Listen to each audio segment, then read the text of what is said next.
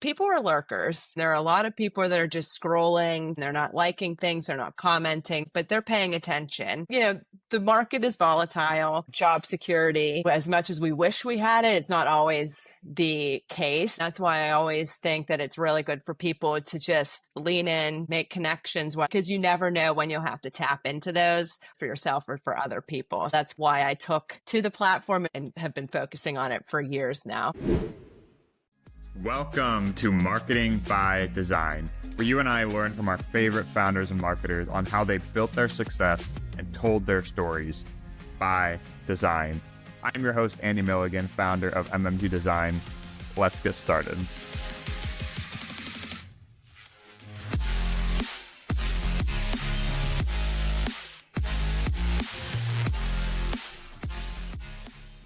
If you're a marketer or founder who spent any respectable amount of time over on LinkedIn, you've probably heard of the term ghostwriter. And if you don't know one personally or know what they do, you're probably getting a very inaccurate picture in your mind. And so was I until recently. Maria Marhefka is a former content manager and copywriter, and today she's pulling back the curtain on what ghostwriting actually looks like. I am a LinkedIn ghostwriter, specifically for busy executives and founders. She's here to spill all the beans, including what her process actually looks like. It's where I really get to work is I'm able to take your words, your opinions, your thoughts, your ideas, and I turn those into formatted LinkedIn posts. How to extract stories to use in your own content. My goal is to pull their stories out of them, show them that they do have a lot to say and they can say it consistently. The single daily writing habit that gave her enough runway to build her own business. And it was kind of sharpening my skills. It was giving me a different headspace instead of just thinking about what I do for my 9 to 5. The goal of it is just bite-sized thoughts on LinkedIn, things that have worked for me, ideas. I send a lot of post prompts. LinkedIn best practices that most people are probably missing. They don't like my post or they don't leave a comment. They see that and then they kind of put that back into their subconscious. And if you stick around until the very end, she'll even reveal a hot take about content you may or may not agree with. From what I'm seeing is that people still want to read content.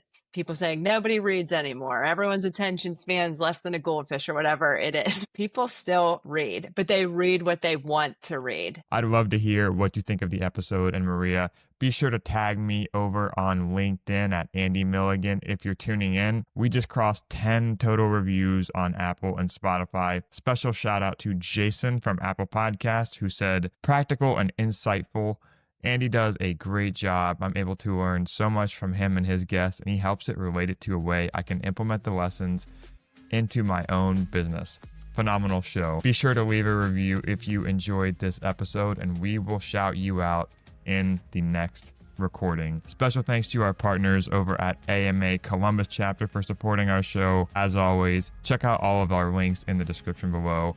And without further ado, this is episode 114 of the podcast. And this is Maria Marhefka by Design. Honestly, whenever I'm commenting, I don't have like a list of, obviously, I probably should as a LinkedIn ghostwriter. My target is executives and founders, like kind of having that in the back of my mind. But since you asked that, it's very organic how I approach it. Like if I see like you commenting on someone's post, that's a signal to me that because we have common interests, and if somebody else that I'm very connected with and we have that rapport and that relationship, if I see them commenting on someone that I'm not connected with, that's kind of like my signal that this person could be someone that I would want to follow, to connect with, and then we get into each other's ecosystem. So I feel like in the past, probably year and a half, that's just how I approached it. If I see, someone that I know is commenting and it's an interesting post to begin with, the post has to be something that's interesting to me. That's usually my sign to connect with them. And then I do mention like, hey, me and Andy, I know him really well. So he commented on yours, vice versa, whatever it may be. And that's kind of, how I've been making those connections where it feels less forced, which I think is so important. Yeah, I think that's the only real way to approach it is that, I mean, that's the kind of the answer I was expecting to hear. Hmm. Because you will, like, when you hear people talk like LinkedIn strategy, sometimes you'll hear them say, like, okay, this is my genuine routine every morning. I have my coffee right here. These are the Hmm. profiles of my that I save on my Chrome browser that I go in and comment on, and I do that for exactly this number of minutes and this number of seconds. Um, Yeah. and one of the biggest things I've learned from you is that it can be no, I'm not calling you like unprofessional or unstructured, but you're someone Mm. who's gotten incredible results and literally built a business off of the platform itself. So much to the point that that's what you help other people with now. Right. And that it can be sort of freeform and organic and actually following your own interests. So I think that's really cool. But I also think Yeah. that's a really good springboard to kind of talk about what you do. Yeah. Um, and like obviously we talk about LinkedIn all the time. That's the Hmm. genesis of a lot of our conversations. But tell us what you do, who you are, and give us the TLDR. All right. So my name is Maria Marhefka. You probably wouldn't have guessed that looking at the name, but very I Polish was last waiting for name. you to say it first. So okay. You wanted me to break the ice. Were you thinking Marchuka? Mm-mm. Yeah, Yeah. yeah. Yep. Well, That's what we I won't talk thought. about that. Yeah. Yeah, but that's what I thought like the first solid month of dating my husband. And then he said it out loud, and I was like, come again? Can you say that once more slower? But yeah, so Maria Marhefka. I am married almost 8 years now. We have two little ones, a daughter who's going to be 6 in August, a son who will be 3 in July, a corgi, Carl, if you want to count him as my third. So very busy on the home front. And then in my professional life, I am a LinkedIn ghostwriter, specifically for busy executives and founders. So my goal is to pull their stories out of them and show them that they do have a lot to say and they can say it consistently and they can build that presence on LinkedIn without the stress. And that's where I fit into that crack of their days, where they know that they have to be very busy on LinkedIn, but they don't have the time. And so that's where that void I fill. And it's not like another to do, a check on their to do list. It's very fluid. And so that's where I like to kind of land, is helping them be active on the platform without the hassle and the stress. So that's the short version of it. hmm and we've had some conversations off camera as to your days didn't always look like that. No. Um, there was like a lot of this audience are people in marketing. They're people that Hmm. have different niches and they do different things, just sort of under the general realm of marketing. And Hmm. you have a career in that realm as well. But Yes. can you talk to a little bit? Because it's not. I mean, you are someone, and one of the biggest things I sort of took and admired from you is that you tend to see this commonality to where people are either they're only on LinkedIn when they're not doing a full-time job. And if they are, they kind of consume themselves under the brand of their position, their title, their company. Yep. Um, unless there's like a very corporate or incentivized push to be present on the platform, which I think we're starting to see more of. Hmm. Um, but you are someone who was building their own brand online when you were in a corporate marketing sort of position, Yep. and that set you up, I think, to be able to do what you do now, and it gave you that flexibility, that the just the bulletproof nature of a career, that where you had more optionality. And I think that Yes. was very forward thinking of you. So I kind of want to talk about how conscious were you about creating this brand value kind of for yourself when there was Hmm. no incentive and probably a lot of disincentive, honestly, to do it when you had this other career going on. Yes. So for me, and I was thinking about this before, we jumped on here, just thinking about my career to date. So I've been in the marketing industry for over 10 years now. And even from the beginning, whenever I had my full-time jobs, I was always doing my job on the side. So I would have freelance jobs that were, in the same realm, but I had more kind of options of what verticals I was doing, whether it was blog writing, social media management, and it was kind of sharpening my skills. It was kind of giving me a different headspace instead of just thinking about what I do for my 9 to 5. It was helping me think creatively in other aspects, other verticals, businesses, whatever that may be. And so I always had things kind of in the background. And especially in the past, probably 3 years, where I became super consistent on LinkedIn, where it was a daily post in the weekdays. Um, I did have a 9 to 5 job. And I was, like you said, I was building my brand. I was getting myself out there and I was making connections, because something that I see, and it pains me, is, you see people, they're unfortunately laid off, or maybe they're unhappy in their job. And then they start just kind of posting like, hey, I need this, I need that, who can help me? And they're kind of just like shaking the cobwebs off while they're doing that. And everyone's like, oh, I haven't thought of you. I haven't seen you. Like, there's that disconnect. Whereas I think there's so much power in being present in the here and now, because just LinkedIn in general, it used to be very transactional. That was the nature of the beast of the platform, where companies would post, we have a job, applicants would be like, I like that job.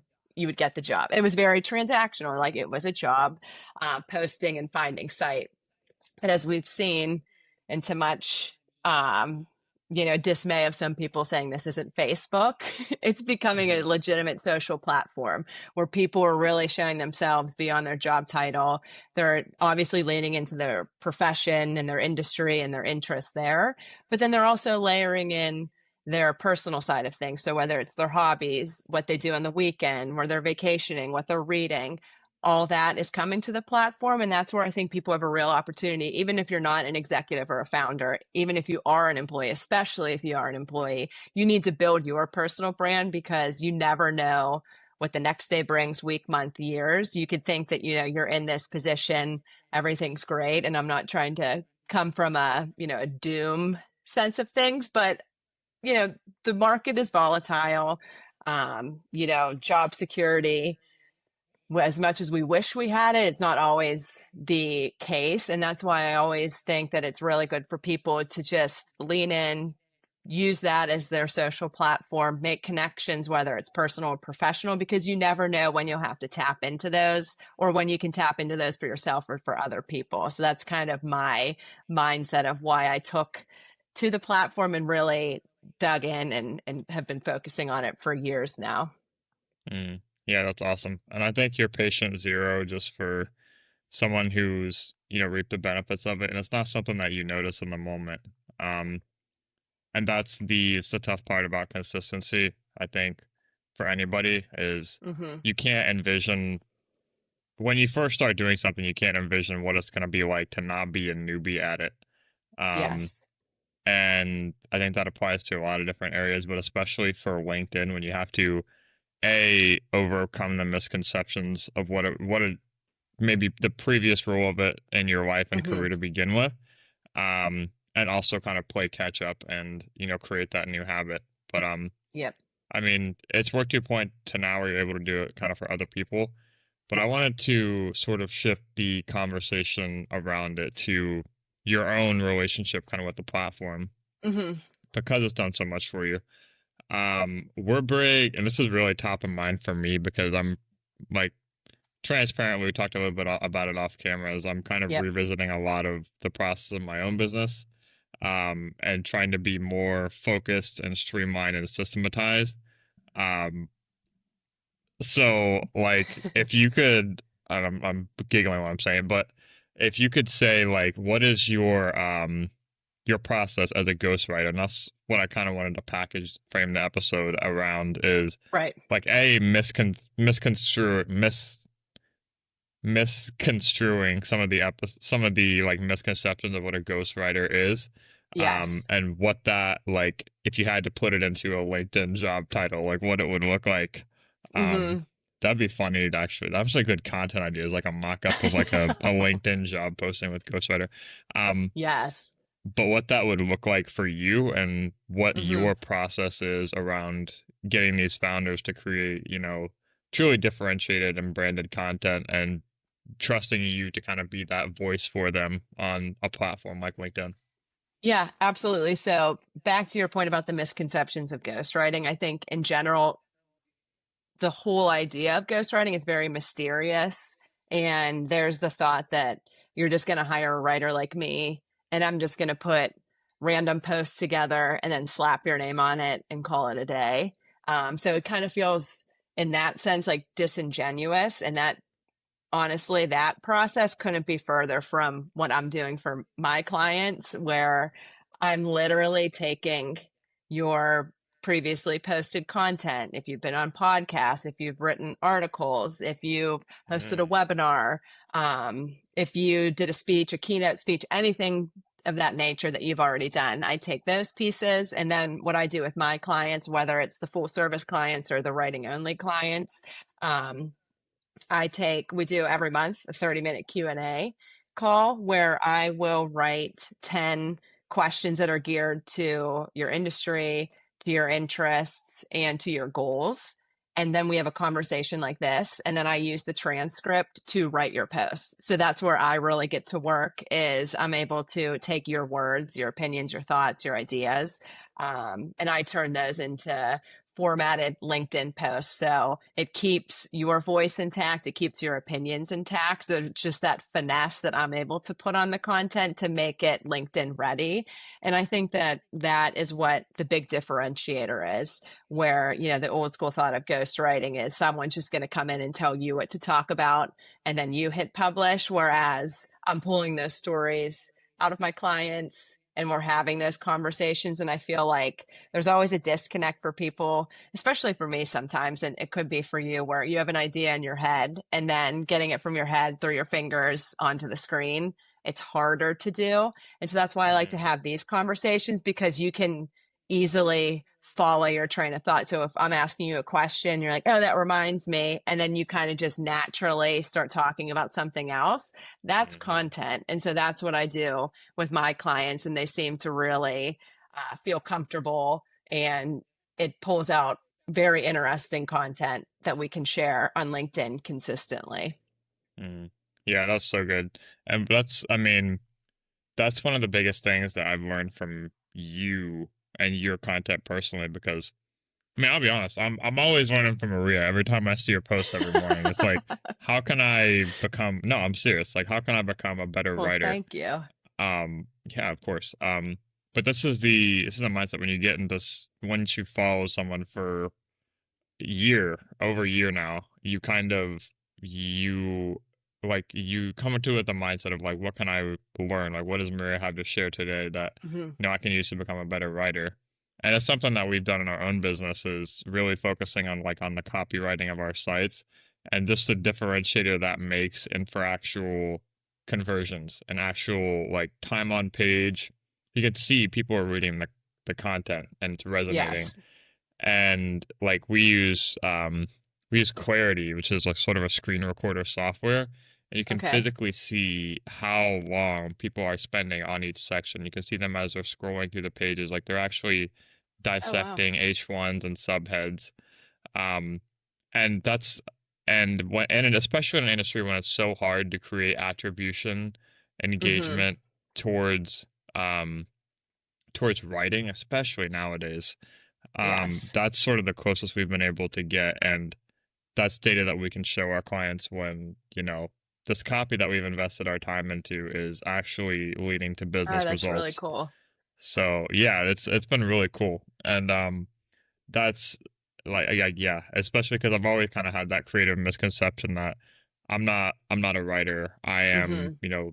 the designer creative, like I've kind of branded myself as that, but you can sort of be not a jack of all trades, but you can reap the benefits of learning from people that you follow Hmm. and really finding a way to make your own process dialed up. But that sort of goes into pulls apart another question I might want to ask is Hmm. when we do this freelance thing or when we build our own business or honestly like kind of when we do anything in marketing, Yes. um there can be that conversation when you start to work with clients where it's how do you justify the ROI, like um how am I getting my return on my investment with you? And what I've seen a lot of times, Maria, is either through the relationship, Hmm. and it's also through being very conscious of saying, this is how our collaboration is leading to this result that we got started for in the first place. And I actually want to read one of your posts back to you. It was from a couple weeks ago. Uh-oh. Um, and by yeah, I know. I thought about because have you ever heard of Modern Wisdom podcast with Chris Williamson? Yes, I love that podcast. Yeah, he has a lot of his like formats is that he'll keep like someone's like top performing tweets and just read them back to him and start the Okay. conversation. He did that with Hormozy, like his best tweets, and that was like one of the best episodes ever. So I thought about like structuring an episode around that, but I'll have to watch that one. for I don't know if I yeah, saw it's that a good one one. yet. I'll send that to you afterwards.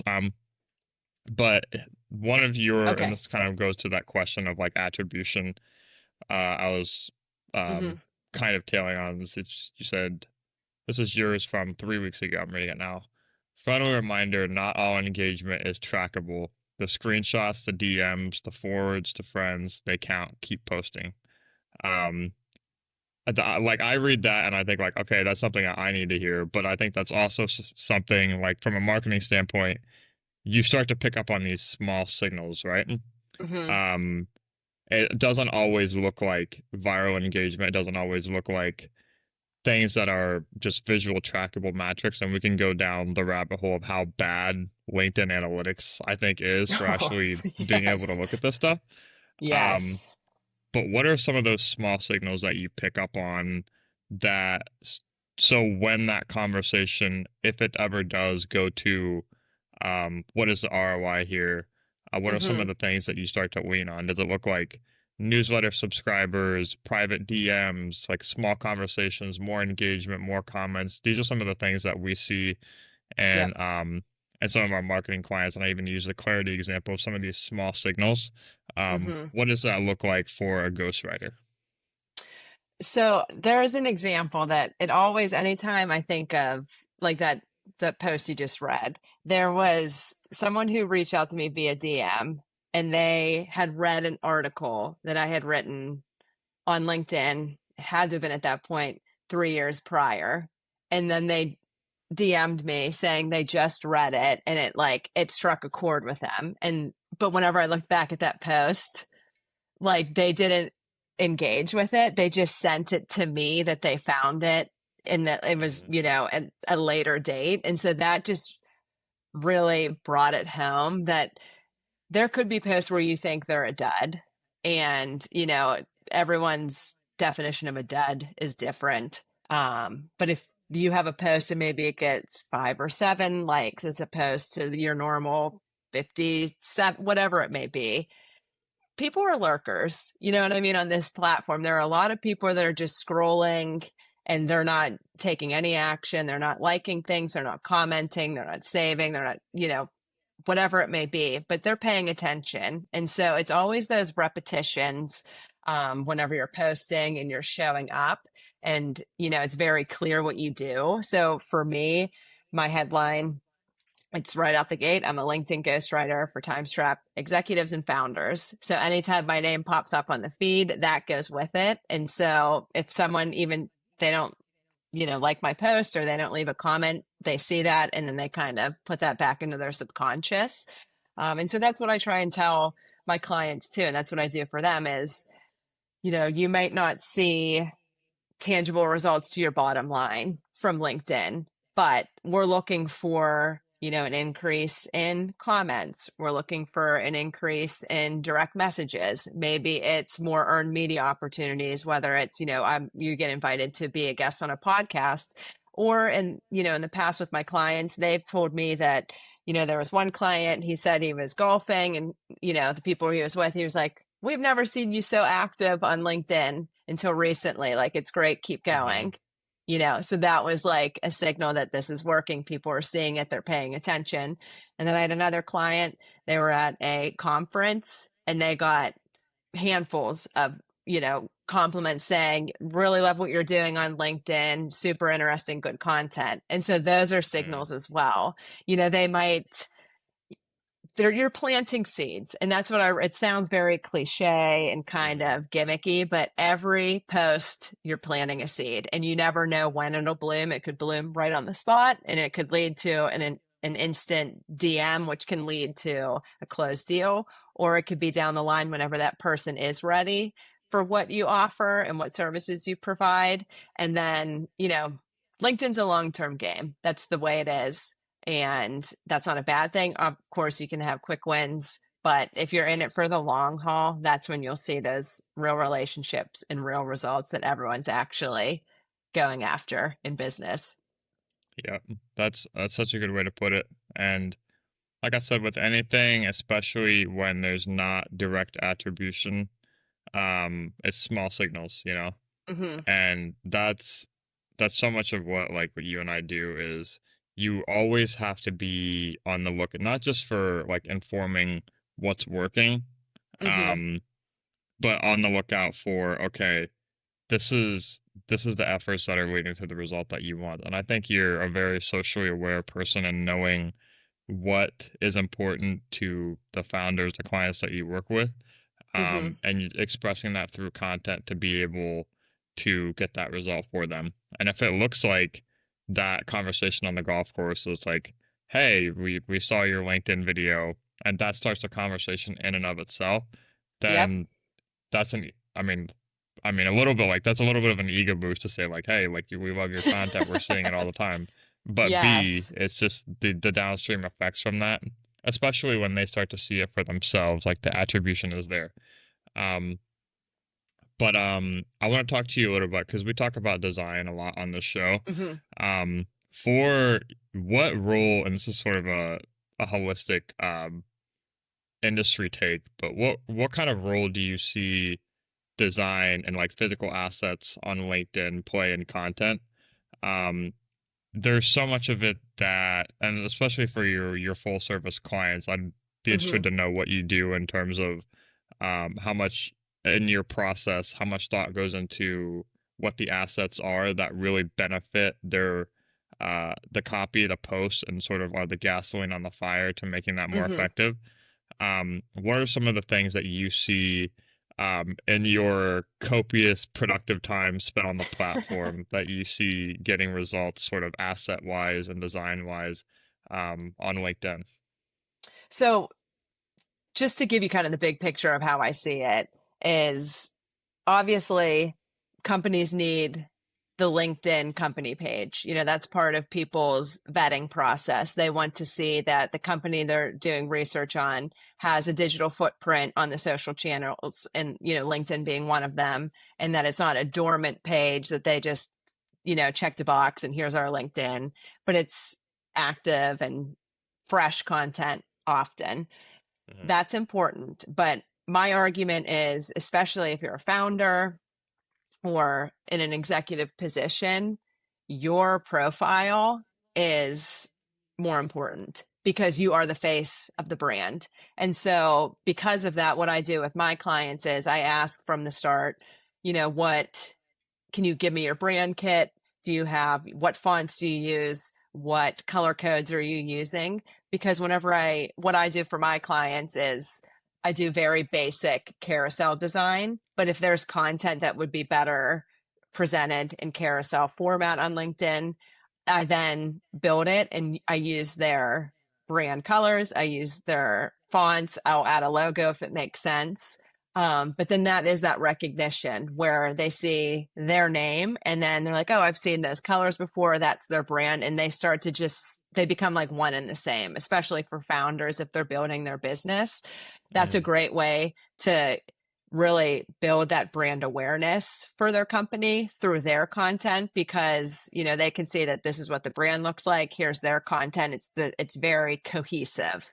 And I think, and I was like that in past jobs as well in my marketing roles, there has to be that connective tissue between your touch points to make it so that it just, when you see it, it, and then it just hits it, it's recognizable. And that's what I try and do with my clients. And if I do a static image, we're using those colors, those fonts, so that there is that connective tissue between, oh yeah, they are, that brand is theirs. Oh, okay, it's not that one. And then they start to kind of form those connections, which is helpful for recognition because that's the name of the game. You want to be recognized and then remembered for good reason. mm.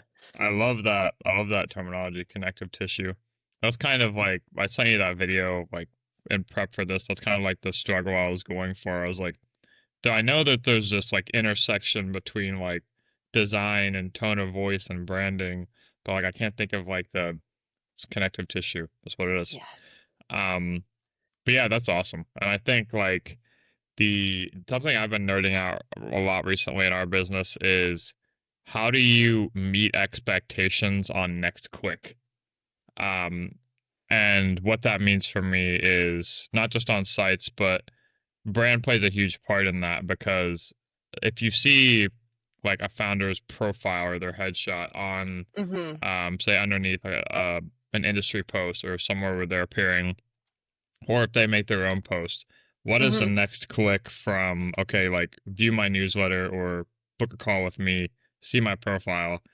If I'm Mm-hmm. going from their post to their profile, how one to one is my first impression versus the next impression?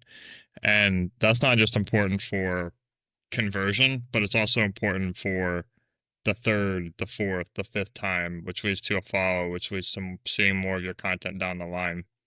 Mm-hmm. Um, so that's something I've really been nerding out on, and ours is like, how do you not just meet but exceed expectations on the next click? And brand does play a big part of that because Mm-hmm. your job with creating the content is to get in front of people in the first place. But if it doesn't Yes. lead to the middle of funnel to the bottom of funnel content, um, or to people raising their hand to see more of your stuff, then it's a lot of spinning wheels. So, Oh, for sure. but yeah, I And love the way you put that. You go ahead. no, I was just going to say, and that's what for my clients is what I try and do is build them the awareness through their content and through the Mhm. comments. And the goal is to get people to reach out to them in the DMs. And then that's when I can be like, hey, you have a direct message from this person. And then they kind of take it. And then that's on, then that's in the ball's in their court to kind of see where that connection goes, that conversation ends up, whether it's business or just, maybe not business now, but business down the line. But it's really you want to connect people's names to industries and expertise. And that's what LinkedIn can do for anyone, whether you are an executive, a founder, if you're an employee, you can carve out a space on this platform to connect with other people and connect beyond what we're doing professionally. I've talked to people and we talk about running in the DMs. Like it's very, like we have those personal connections that, who knows where that can lead professionally, but we're all humans and humans connect with humans. So Mhm. that's where my jumping off point with the content. Yeah, that's so good, and it's so counterintuitive. It's not. I mean, for me and you, it's not anymore because we're Right. I don't want to say woke, but like we've seen it work for our own businesses. But Mm-hmm.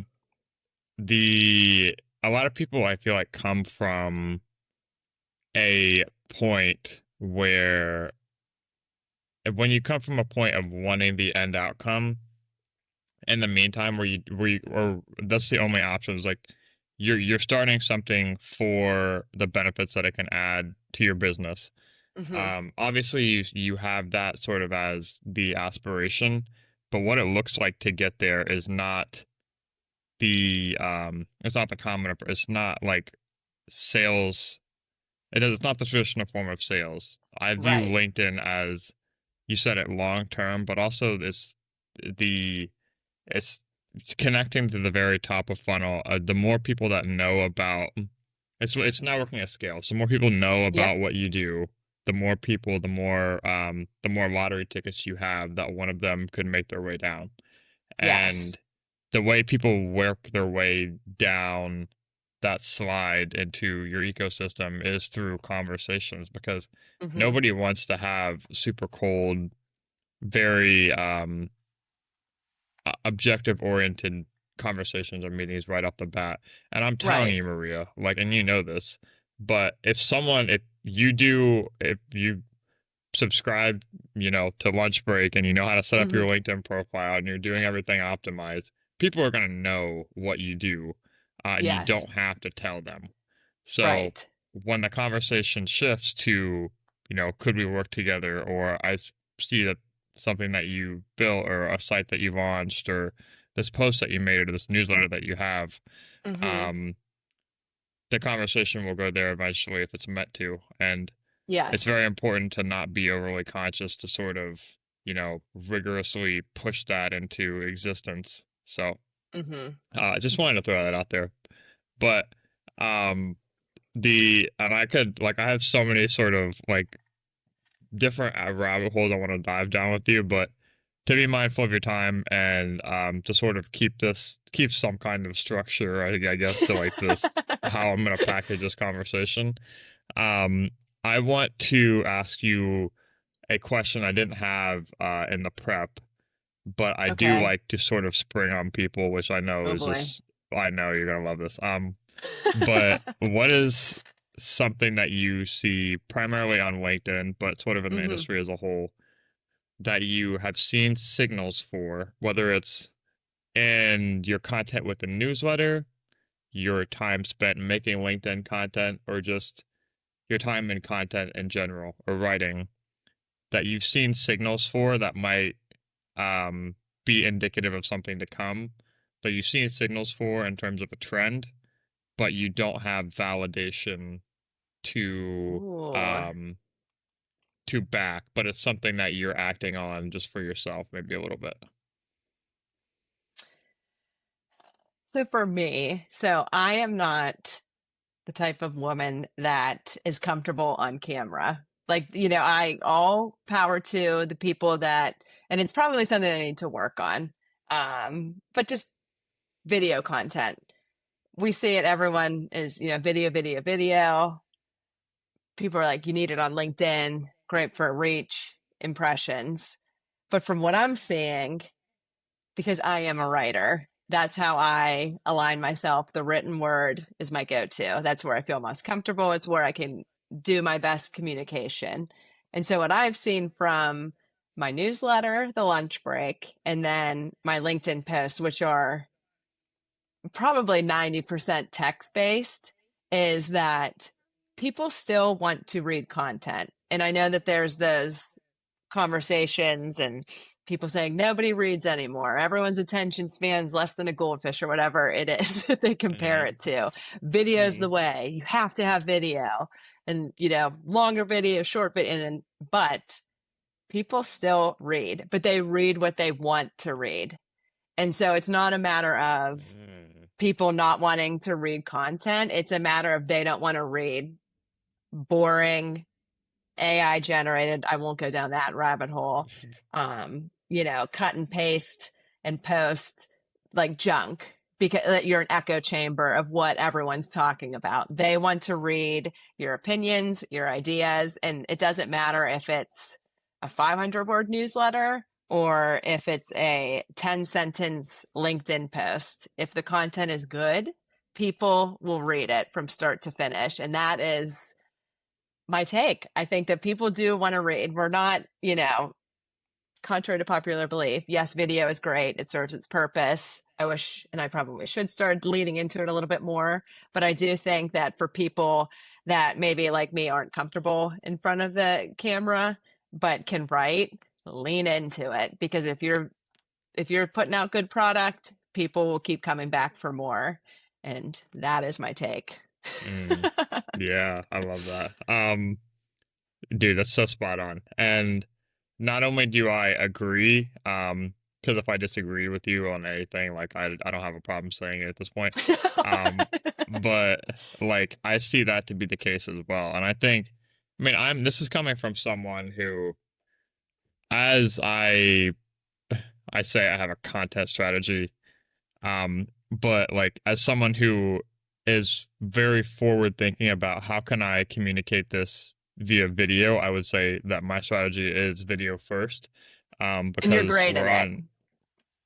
Thank you. I don't agree, Yeah. but this is like that's what I was gonna tell you is that you are good on camera. So it's like when you say that you're uncomfortable on camera or you don't communicate well, it's always it always feels like that. It's a So mental block. yes, it is. I'm never comfortable on camera either. It's just like the 1%. And honestly, to me, like if I were to write like a 500 word essay, the only thing I would be thinking in my head the whole time is nobody wants to read this. I am not a good writer. Like, you know what I mean? So it's like We're our grass is worst always greener critics. type of thing. So, Yes. um, but like even as someone, and I use the LinkedIn analytics as much as that can inform decisions, but I see Yeah. it as well as that I've done like it's coming from someone that did 90 straight days of LinkedIn short form video, and absolutely just burned myself out on doing that. Um, like this, that gets viral reach. The engagement on a well performing text plus asset post is the sweet spot. Um, Hmm.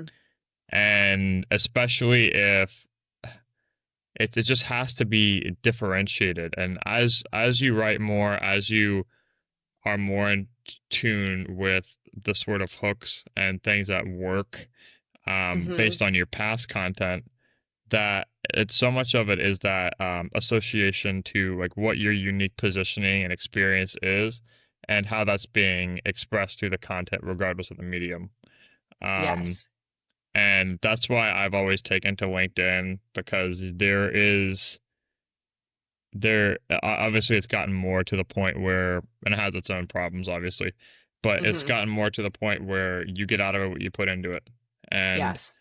as a hard worker as we are, you like there's a very relieving sense in having some control of your destiny in terms of just being subject to an algorithm, right? So Yes. um I 100% agree with that take.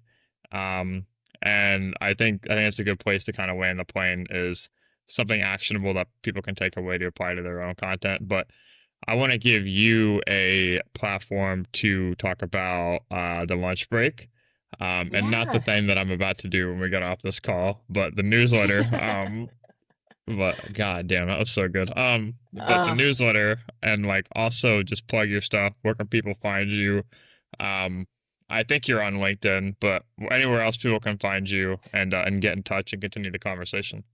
yeah, absolutely. So my newsletter is the lunch break, and the goal of it is just to give you bite-sized thoughts on LinkedIn and how you can really be present on the platform, whether it's in, tips, advice, things that have worked for me, ideas to get, I send a lot of post prompts. So I give you post ideas and I kind of give you the framework of here's what it could look like, plug your own information in, which I think people are really starting to find that helpful and valuable. So I do those a lot on the newsletter. And so that my posting on those is Mondays and Wednesdays now. So if you're interested in very short, quick, snappy newsletters, because time is of the essence for everybody, please subscribe. I would love to have you there. So that is my newsletter. Yes, I'm on LinkedIn. I basically live there. It's my second residence. If it had an address, I would probably start listing that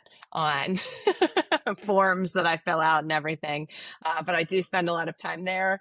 I'm also dabbling in threads just because, again, very writing centric. That's my wheelhouse. So I kind of just test things out there. So if you're on threads, it's @_ Maria Marhefka. And then my website is mariawritescopy.com. That gives you a little bit more background on my LinkedIn ghostwriting services. You can see what's included in the packages.